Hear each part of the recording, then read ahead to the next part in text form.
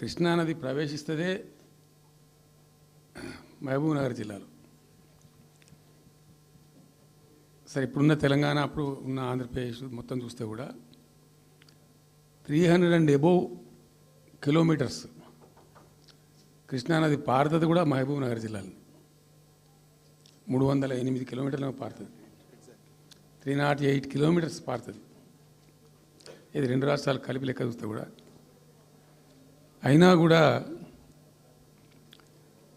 50 ఏళ్ళు అప్పటికి 50 ఏళ్ళు పరిపాలించినటువంటి కాంగ్రెస్ పార్టీ కానీ, ఆ తదనంతరం సుమారు దగ్గర ఒక 20 ఏళ్ళు పరిపాలించిన తెలుగుదేశం పార్టీ కానీ, పాలమూరుకు చాలా దారుణమైనటువంటి తిరిగి కోలుకోలేనటువంటి దెబ్బ కొట్టిన పార్టీలు ఈ 2 పార్టీల ప్రభుత్వాలు.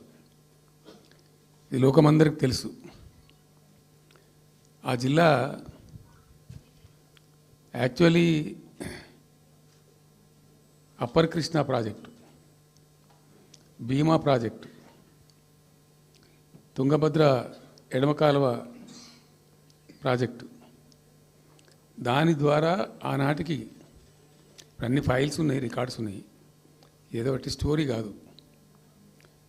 174 టీఎంసీలు నీళ్ళు పాలమూరు రంగారెడ్డి జిల్లాకు రావాల్సి ఉండే.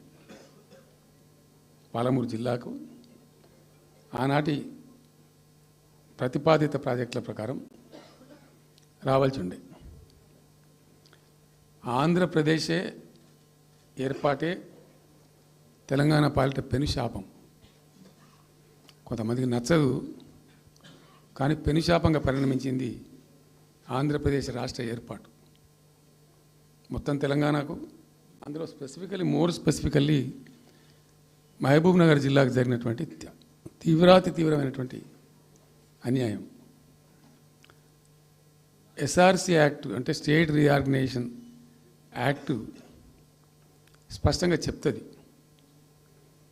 ప్రతిపాదించబడి ఆల్రెడీ శాంక్షన్ అయ్యి జరుగుతుండే ప్రాజెక్టులు, కంటెంప్లేట్ చేసి ఉన్న ప్రాజెక్టులు, వాటిని మార్చకూడదు, అవి కొనసాగించాలి.